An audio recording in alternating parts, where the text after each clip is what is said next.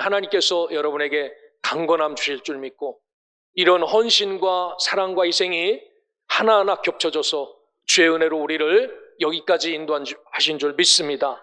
오늘 43주년 기념 예배와 추수감사를 드리며 우리에게 부어주신 하나님의 은총이 넘치게 채워지는 역사가 있기를 주의 이름으로 축복합니다. 우리나라에는 24절기가 있지요. 이 절기를 따라 농사 일도 하고 음식도 바꿔 먹고 옷도 바꿔 입었습니다. 지난 22일이 소설이었는데 눈은 오지 않았어요. 이처럼 이스라엘의 역사 속에도 절기가 있습니다. 우리는 24개지만 이스라엘은 7개밖에 되지 않았어요. 이들이 절기를 지날 때마다 우리처럼 음식도 달라지고 옷 입는 것도 달라지고 하나님을 예배하는 것도 다 다르게 하나님 앞에 예배를 하였습니다. 그러면서 이들은 이 절기 때마다 무엇을 느꼈냐면은 하나님이 나를 어떻게 인도하셨는지, 하나님이 나를 어떻게 보호하셨는지, 하나님이 왜 나를 구원하셨는지, 하나님이 얼마만큼 나에게 축복하셨는지를 감사하며 산 사람들이 이스라엘입니다. 오늘 우리도 이 추수감사 예배를 드리고 43년 동안 이 교회를 지켜주신 하나님 앞에 예배를 드리며 하나님이 왜 우리를 이렇게 보호하시고 인도하셨는지, 왜 우리를 구원하여 이 자리에 앉게 하셨는지, 하나님이 부어주신 은혜가 얼마나 큰지를 늘 감사하며 살아가는 믿음의 복된 성도들 되시기를 주의 이름으로 축원합니다.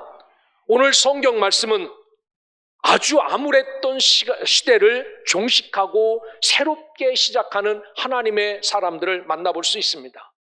그래서 우리도 여기까지 인도하신 하나님 앞에 감사하며 이 조이가 새롭게 변화되고 있지 않습니까? 이런 변화 속에서 이스라엘 백성들이 암울한 시대를 끝내고 어떻게 새롭게 시작했는지를 말씀을 통해 잘 보시고 우리도 새롭게 시작하는 이 시대 하나님 앞에 어떻게 결단하며 교회를 섬기고 믿음의 성도로 살아갈지를 잘 듣고 새길 수 있는 귀한 시간 되시기를 주의 이름으로 축원합니다.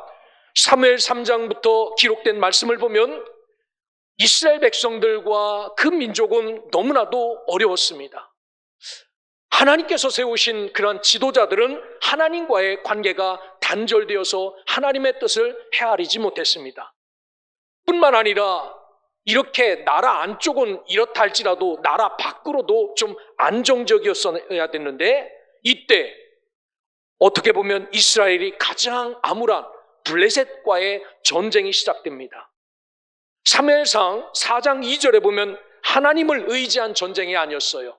이스라엘의 역사를 보면 하나님을 의지하여야 살 수 있는데 이들은 자기들의 지혜와 능력을 가지고 나가서 싸우다가 군사 4,000명이 죽는 일이 벌어집니다. 그리고 나서 그래도 이대로 머무를 수 없어서 이런 위기 속에서 법궤를 들고 나가서 싸우면 하나님이 도와주실 줄 알고 하나님의 언약궤를 앞세우고 나갔지만 이스라엘은 졌습니다. 법궤도 빼앗기고 보병 3만 명이 죽어서 이스라엘은 완전히 어려움과 절망에 빠지게 되었습니다. 이게 사무엘상 4장에 있는 말씀입니다. 한 나라가 이렇게 침몰되어 갈 때 하나님은 다 쓰러진 이스라엘 나라에 어쩌면 뿌리째 뽑힌 나무 밑둥에서 거룩하고 아름다운 순 하나를 쫙 키우시죠. 그 사람이 바로 오늘 우리 말씀의 주인공인 사무엘입니다. 이 말씀을 통하여 이렇게 깨어있는 한 사람의 신실함이 나라와 교회와 민족에게 어떠한 영향력을 미치는지 똑똑하게 기억하시고 우리도 새롭게 변화되고 다시 출발해야 될 이 시점에서 사무엘처럼 결단하고 나가는 이스라엘처럼 하나님이 가장 기뻐하시는 삶을 살아가는 성실한 믿음의 백성들이 되시기를 주의 이름으로 축원합니다. 사무엘이 부모를 떠나 엘리 제사장과 함께 할 때는 아주 어린 나이였어요. 어머니를 보고 싶을 만큼 어머니를 떨어지지 않으면 안 될 만큼 어린 나이였지만 그가 엘리 제사장과 삽니다. 그런데 특별한 점은 사무엘상 3장 19절에 보면 사무엘이 자라매 여호와께서 그와 함께 계셔서 그의 말이 하나도 땅에 떨어지지 않게 하시니라고 말합니다. 한번 생각해 보십시오. 그 누구도 아닙니다. 아장아장 걷는 어린아이가 성전에서 지나는데 하나님이 이 아이와 임마누엘 하실 뿐만 아니라 그 아가가 이야기하는 말이 하나도 땅에 떨어지지 않게 하셨다라고 말합니다. 여러분, 오늘 우리도 하나님 앞에 온전함으로 성실함으로 나갈 때 하나님이 우리와 여전히 함께 하실 뿐만 아니라 우리의 말도 하나도 땅에 떨어지지 않게 하신다라는 이 놀라운 은혜를 기억하시고 늘 하나님 앞에 영광 돌릴 수 있기를 주의 이름으로 축원합니다. 이렇게 잘 자란 사무엘이 오늘 3절에서 읽진 않았지만 이렇게 선포합니다. 온 족속에게 우리가 전심을 다하여 여호와께 돌아오려거든 우리 먼저 이방신들과 아스다롯을 우리 중에 제하여 버리자라고 말합니다. 여러분, 조그만 어린아이가 성전에서 하루, 이틀, 1년, 10년 쭉 자라서 이제 청년을 넘어 이렇게 나라의 지도자로 세웠을 때 여러분, 나를 따라서 열심히 일하여 우리나라를 부국강병하게 만듭시다 이렇게 외친 게 아니라 이 어린 사무엘이 자라나서 제일 먼저 정리해야 될 것은 우리는 하나님을 찾아야 될 백성인데, 우리는 하나님을 예배해야 될 백성인데 오히려 이방신들을 예배하고 아스다롯을 섬기는 우리가 이것을 버리지 않으면 다시 시작할 수 없다라는 것을 알았어요. 그래서 이것들을 제하여 버리고 라고 말합니다. 수루라고 히브리어를 적어놨어요. 이것을 완전히 잘라서 제거하는 겁니다. 하루아침에 지금까지 의지했던 그 사람을, 그 신을, 그 우상을 뚝 잘라서 제거하고 뿐만 아니라 너희 마음을 여호와께로 향하고, 이 향하다라는 말은 쿤입니다. 지금까지는 여호와께 내 마음을 세우지 못했어요. 지금까지는 이방신들과 아스다롯에게 내 마음을 세웠습니다. 그런데 오늘 사무엘은 이스라엘 백성들에게 우리 마음을 하나님 앞에 세웁시다 라고 말합니다. 그리고 하나님만을 섬기라라고 말해요. 이 섬기다라는 말은 아바드라는 말인데 노예가 되다라는 말이 강해요. 지금까지 이스라엘은 저 이방 신상과 아스다롯의 노예가 되어 살았습니다. 그것들이 무엇을 하라고 하면은 죽든지 말든지 그렇게 살았어요. 그런데 오늘 하나님의 말씀을 받은 사무엘은 우리가 지금까지는 이방 신상의 노예가 되었지만 지금부터는 하나님의 노예가 되어 살아가자라고 말합니다. 그렇습니다. 우리가 새 시대가 되어도 우리가 변하지 않고 바뀌지 않으면 여전히 예전과 똑같다라는 사실을 꼭 기억하셔야 됩니다. 뒤에는요, 휘황찬란해요. 어제도 10시 넘어 저는 혼자 나와서 불을 쫙 켜놓고 저 아파트를 보면서 기도하고 돌아갔습니다. 하나님, 여기에 구원받는 자가 날마다 더하게 해달라고 기도하고 들어갔어요. 그런데 중요한 것은 우리가 예배자가 되지 못하고 우리가 여전히 세상에 속한 자라면 우리에게는 아무 변화도 일어나지 않을 겁니다. 그런데 새롭게 시작하는 이 이스라엘과 사무엘 선지자를 보아서 지금까지 우리가 마음 두고 살았던 것 잘라내고, 지금까지 세상에 마음 뒀던 것 이제는 하나님 앞에 세우고, 세상의 종이 되어 살았던 것을 이제는 하나님의 종이 되어 살아갈 때 우리가 하나님의 역사를 일으킬 수 있다라고 말씀하는 것을 기억하시고, 저와 여러분들도 세상과 엮였던 것 잘라내고 우리를 주 앞에 고정하여 세우고 이제부터는 하나님의 종이 되고 하나님의 노예가 되어 살아갈 수 있는 믿음의 백성, 하나님의 자녀들 되시기를 주의 이름으로 축원합니다. 이렇게 결단을 할 때 여기에 기쁨이 있고 여기에 승리가 있다, 여기에 부흥도 있다라는 사실을 기억하고 오늘 나 중심적, 세상 중심적인 삶을 살았다면 이제는 잘라버리시고 여호와 하나님을 붙잡고 말씀을 붙잡고 구별되게 살아가는, 하나님을 기쁘시게 하는 소명의 성도들 되시기를 주의 이름으로 축원합니다. 자, 그 뒤에 사무엘은 이제 우리가 미스바에 가서 그곳에서 하나님 앞에 기도하자라고 말합니다. 이 미스바라는 높은 언덕을 말해요. 정찰하고 감시하기 좋은 그곳입니다. 그래서 사무엘은 이곳에서 우리가 모이자라고 말합니다.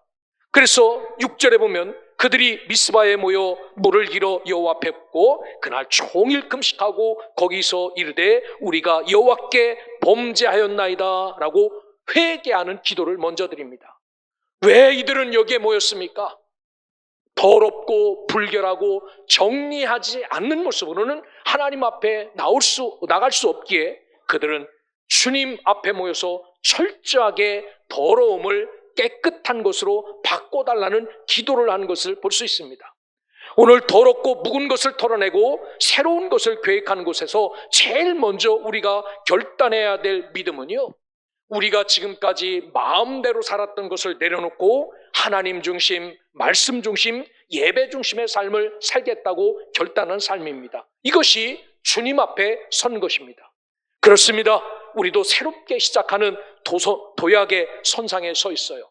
43년 동안 이 교회를 세우시고 이렇게 놀라운 축복을 지금 우리를 위해서 이루어 주신 겁니다. 이때 우리에게 가장 중요한 요소는 함께 모이는 것, 거룩하게 모이는 것, 예배 자리에 모이는 것이라는 겁니다. 그러기에 하나님 앞에 깨끗한 모습으로 주님 앞에 모여 끊임없이 주님과 소통할 때 하나님의 은혜를 누리고 이 지역을 섬길 수 있고 하나님이 주시는 복을 누릴 수 있음을 기억하고 철저하게 하나님 앞에 설 수 있는 믿음의 백성들 되시기를 주의 이름으로 축원합니다.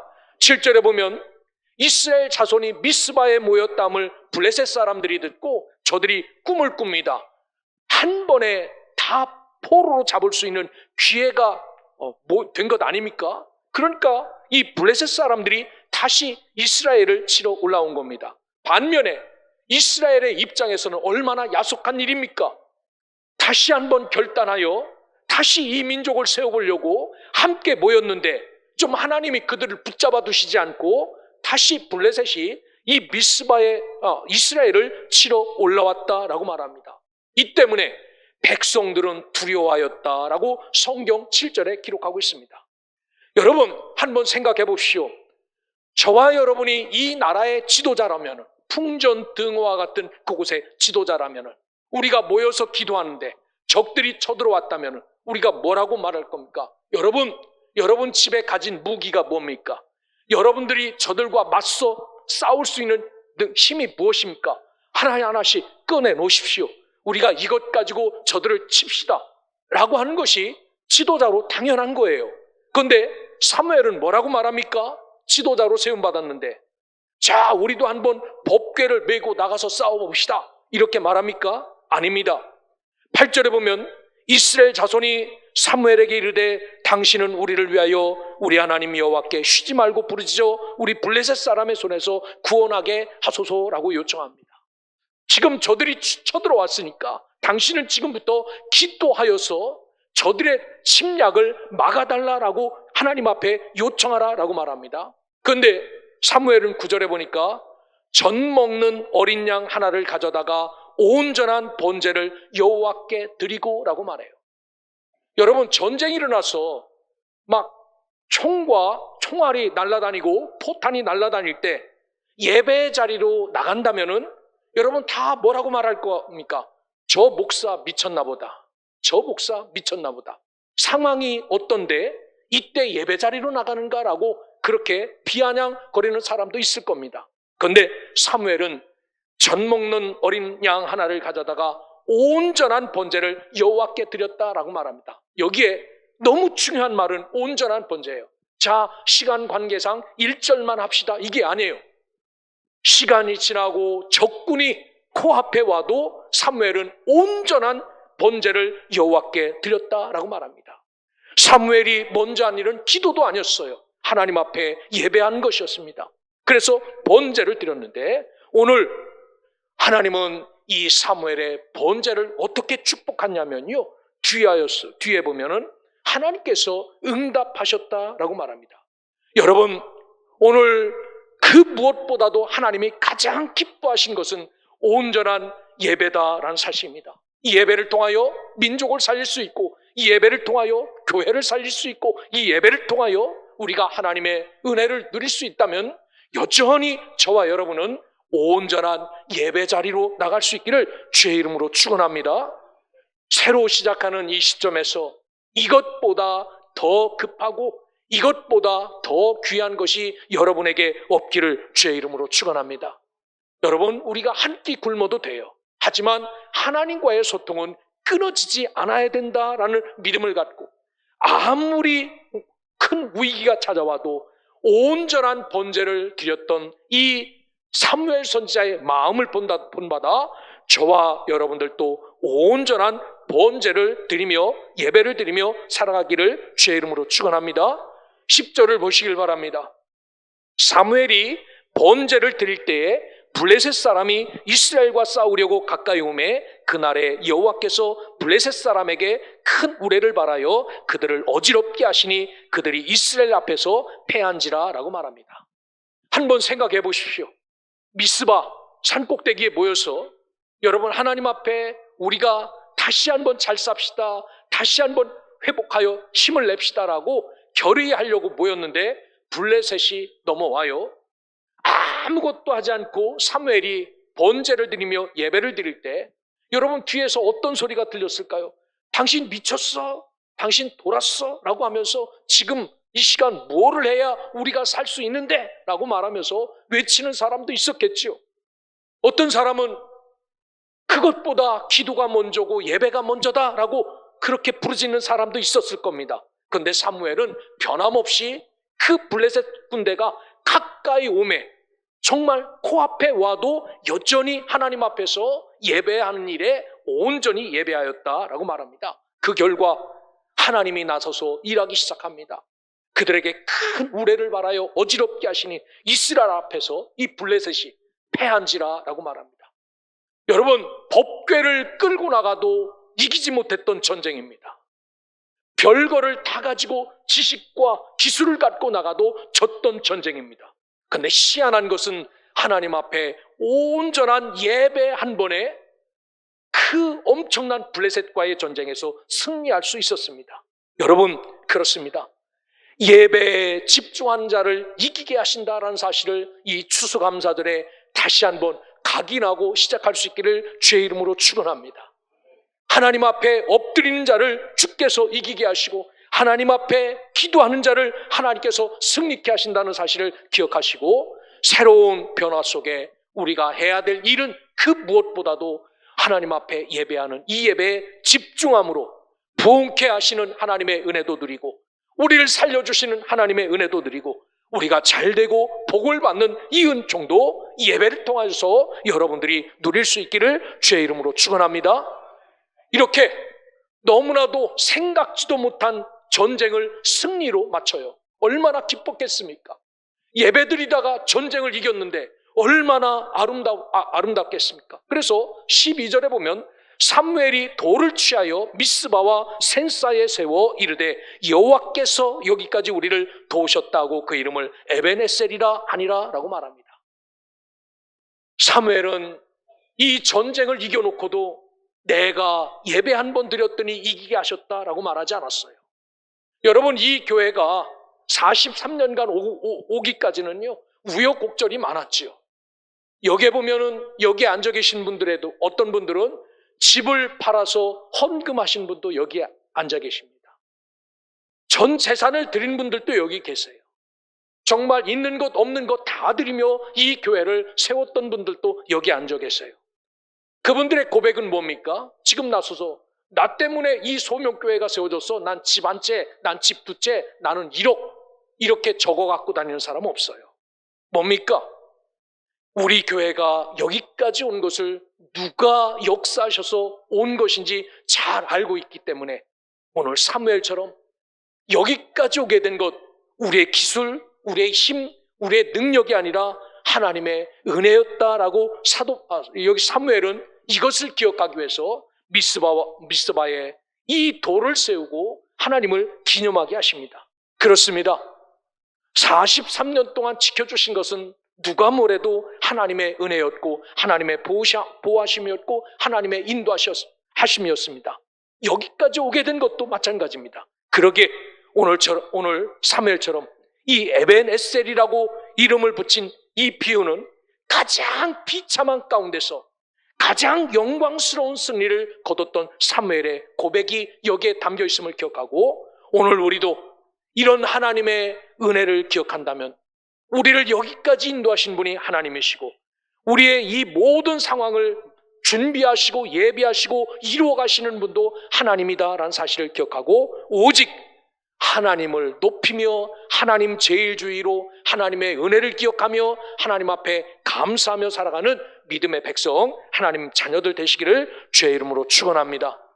사무엘이 이렇게 통치할 때 성경에 보면 읽진 않았지만 13절에 사무엘이 사사로 있는 동안 여호와의 손이 블레셋 사람을 막았다라고 말합니다. 그 하나님의 거룩한 손이 그 이스라엘 백성들, 연약한 자들을 막아서 꿈쩍 못하게 하고 블레셋을 막는 그 손이 되었다라고 말합니다. 그렇습니다. 우리도 하나님 앞에 예배자로 살아갈 때 하나님의 손이 여전히 우리도 보호하여 주시고 우리의 대적도 막으신다는 사실을 기억하고 하나님 앞에 사무엘처럼 살아갈 수 있기를 주의 이름으로 축원합니다. 또 14절에 보면 블레셋에게 빼앗겼던 성읍도 회복되었고 그동안의 평화가 있었다라고 말합니다. 잃어버렸던 것 애써 찾지 않아도 그 성읍이 회복되었어요. 여러분, 하나님을 예배함으로 여러분들에게도 이런 은혜를 누리며 살아갈 수 있기를 주의 이름으로 축원합니다.